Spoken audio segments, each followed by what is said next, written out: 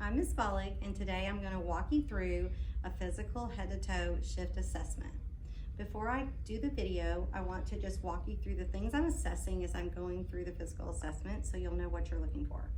The first thing before I even come in the room is I want to have reviewed the chart to make sure I know what the diagnosis is, if the patient is a DNR or not, what their status is, their diagnosis, what their vital signs are. It's very important that I check that before I come in the room so that I have a baseline.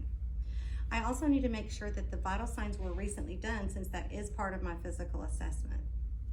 And then when I come in the room, I remember to do my beginning things, which includes washing my hands, asking the patient their 2 identifier questions, and introducing myself as well. I want to make sure that I do good body mechanics, that I raise the bed up to a working height. You always want to remember to do that.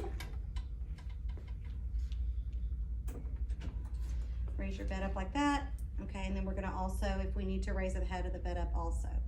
It's really important when I come in the room that I remember that I'm assessing this patient as soon as I walk in the room. Because remember, we talked about visual inspection. So as soon as I walk in the room and I start talking to this patient, I'm already assessing. I'm assessing their level of consciousness. I'm assessing them to find out if they are, if their affect is good or not. If they're in pain, I can see that. I can see their skin color. I can see their mobility status. There's a lot of things I can see just when I walk in the room. Also, I want to make sure that as a nurse, I'm very detailed in everything I look at, very observant. So as I look around the room, I want to see, what equipment do I have? Do I have any oxygen on the patient? Do I have any IVs on the patient? Is there a Foley catheter? Those kind of things. If there is, part of my assessment is making sure those things are hooked up and that they are running like they're supposed to be. Then once I've done my beginning things and I've assessed the patient's 2 identifiers, introduced myself, washed my hands, then I can go ahead and start my head-to-toe assessment. It's very important that you interact with the patient and you talk to the patient to let them know what you're going to do. When I start my assessment, I always want to do head to toe, okay?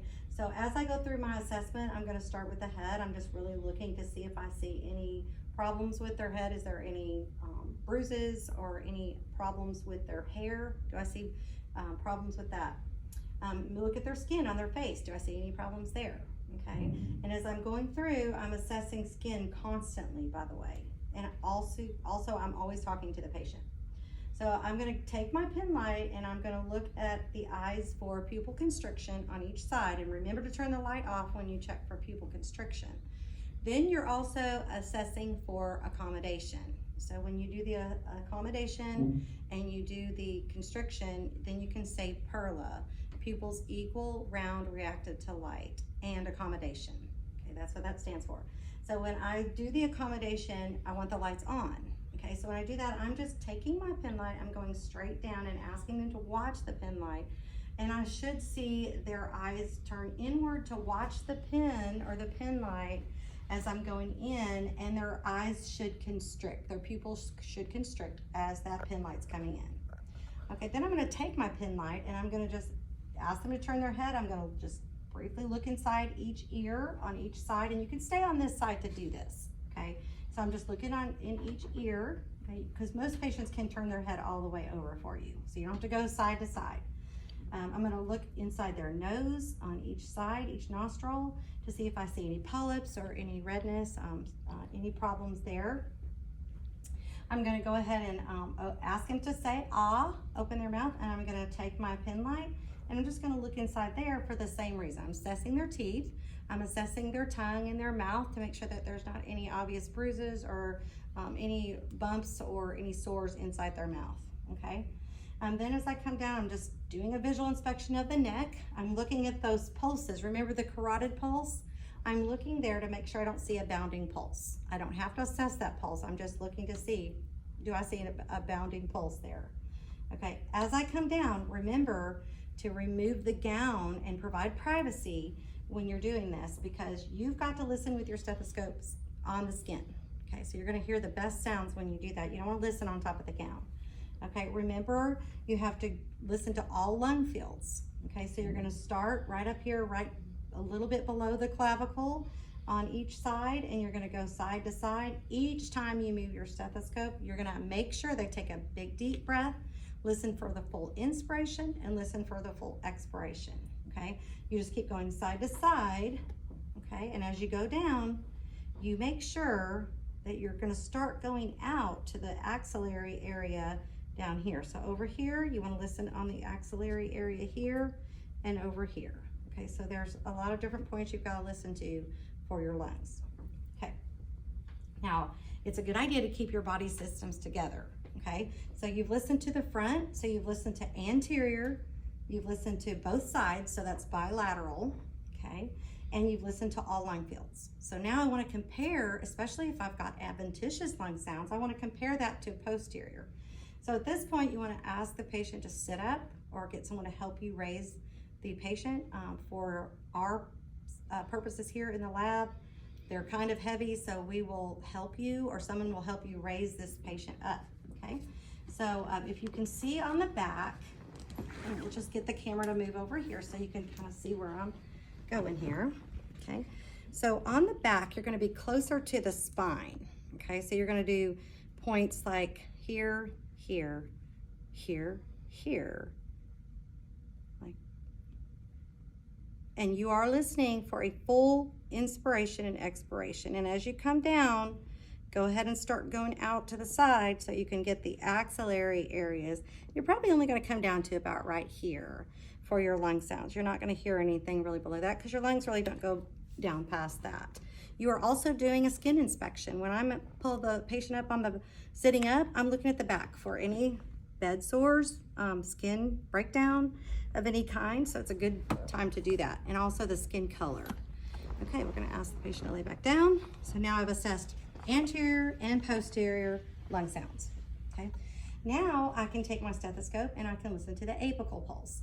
So the apical pulse, again, we want you to be able to recite the landmark, which is the 5th intercostal space, left midclavicular line. So we want to go below the clavicle in the spaces and go down 5 spaces. For women, remember, you're gonna probably have to lift their breast up to be able to listen underneath that, because it's gonna kind of be in that area. If you have to lift breasts up, in that case, you probably do want to put gloves on, okay? Otherwise, if you don't have skin abrasions or problems, there's no reason to wear gloves for just a routine physical assessment, okay? So you would listen to the apical, we'll say it's about right here. For 1 full minute, you're going to have to count on your watch for 1 full minute, okay?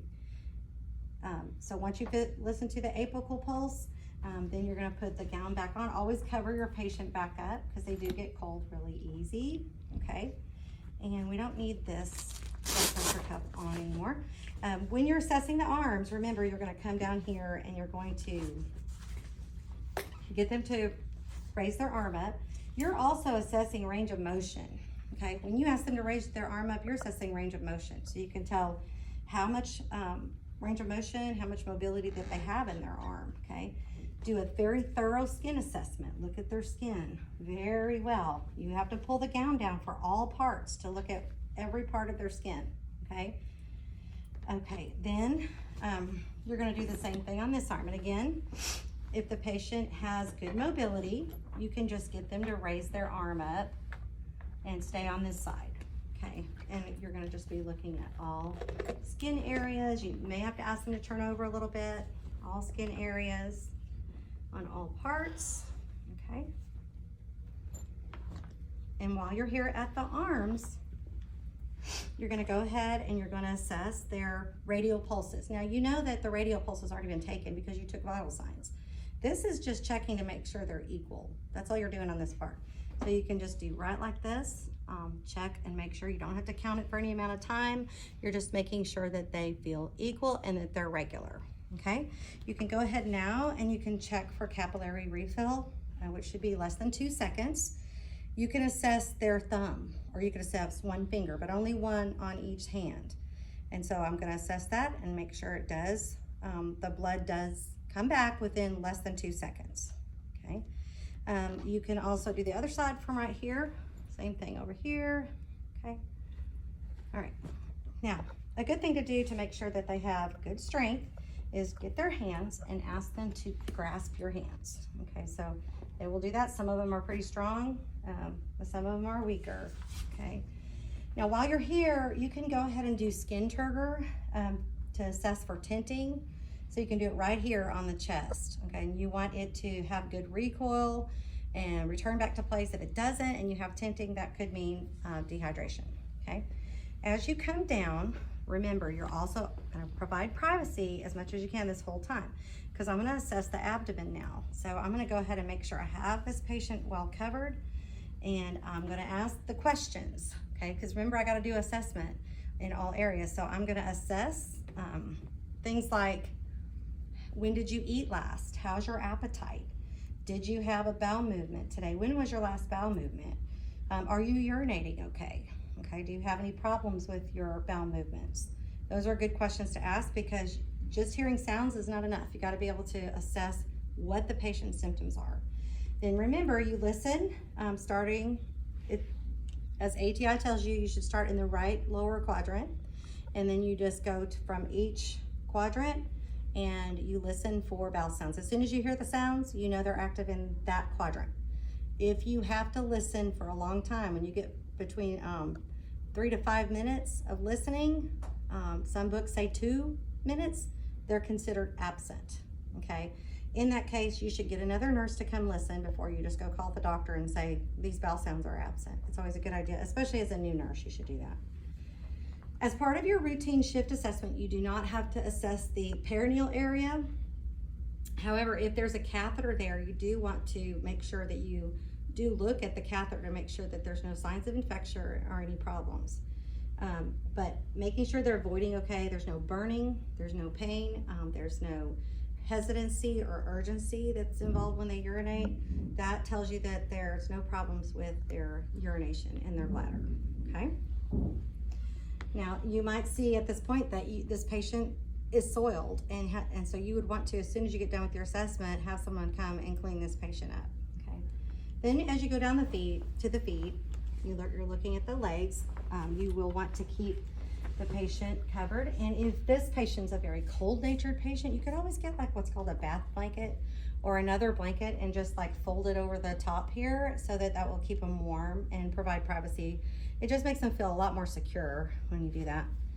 As you go down to the feet, I'm gonna check range of motion in the legs. I'm gonna ask them to raise their leg up, see what kind of range of motion they have. I'm gonna assess their skin really well, okay? Make sure I don't see any skin breakdown anywhere, and hopefully they're raising their leg for you, okay? And then you do the same thing on this side. Make sure that you don't see any, you gotta kind of move the gown around to make sure you don't see any kind of skin abrasions or any skin problems, especially in the points where they're most common to have skin breakdowns. So like on their heels, their hips, you want to make sure you don't see anything. So literally pick up the foot and look at the heel area to make sure you don't see anything there, especially on your bedridden patients.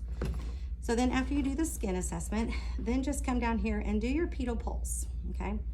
I personally do them one at a time just because pedal pulses can be hard to palpate. So do them one at a time, and some of these older people, it's hard to feel their pedal pulses. You might need to get help from your instructor or somebody else to be able to feel them, especially when you're first learning. Make sure that you do feel pulses in both. You're not counting this pulse. This is just making sure the pulse is present, okay? And then you're looking at their toes. Again, I'm assessing for their skin color. And I just do capillary refill in one toe, and same thing on the other side. Now, in the long-term care facility, you might have to remove 5 pairs of socks to get to their feet. And that's just because they're cold-natured anyway. So you do want to make sure that you cover this patient up as quick as possible when you're done. So then when you get finished with that part, you want to come to the bottom of the bed, and you're going to assess for strength in their feet, okay? And you just tell them to press against your feet, okay? And that will tell you that they have good strength there, okay? Now the very last thing you want to do, and really my bed should be a lot higher than that, but I'm just like going through the motions with you here. The very last thing you want to do is you do want to turn this patient from side to side to double check the points that you may not have been able to see as you were going through the assessment. Okay, so you're gonna turn this patient, hopefully again, the patient can turn on their own and you're not having to like literally, if you literally have to do this, you're gonna wanna use your draw sheet, have your bed up high enough. You're gonna want to make sure you have another person in there to help you. Okay, so you'd wanna go do this, turn the patient aside, and you wanna really do a good inspection, like move the gown. Really do a good inspection all the way down. This is a point where they can get pressure ulcers right in here, all the way down. Okay? And make sure they're not wet, because the wet, soiled areas can cause more of a risk for the pressure ulcers also. Okay, same thing over here, and you can just take the patient here, use the draw sheet, have them move this way, okay, and do the same thing. Double check all the way down. And make sure you don't see any skin problems, okay? When I came in the room, I will also, you'll see on the video when I do the skill, I will ask them to give me a pain scale, if they're having any pain or not. And then I will try to get them some pain medicine if it's ordered, and take care of that. Now, some patients will want pain medicine as soon as you walk in the room. So remember, you don't want to give pain medicine or do anything that's an intervention until you actually do your assessment, okay? So you want to do a quick assessment. Quickly, I just want to say, if this is a quick focused assessment, and this patient, say this patient has a wound, you would just literally come in. You wouldn't do all those head to toe things. You would just, at some point during the shift, you've got to come do a head to toe assessment, because that's a standard. But you would just come in the room, you would make sure your vital signs are done. Vital signs are vital, so you wanna make sure that you've done the vital signs. And you would literally always, in every focus assessment, listen to heart and lungs and bowel sounds, okay? Do those things. And then you want to go look at the wound, okay? That's gonna be more of a quick focused assessment you can do if you're trying to just make sure you check the wound or whatever it is that the patient is having a problem with. So that's all on this video, and in the next video we will go over the actual skill.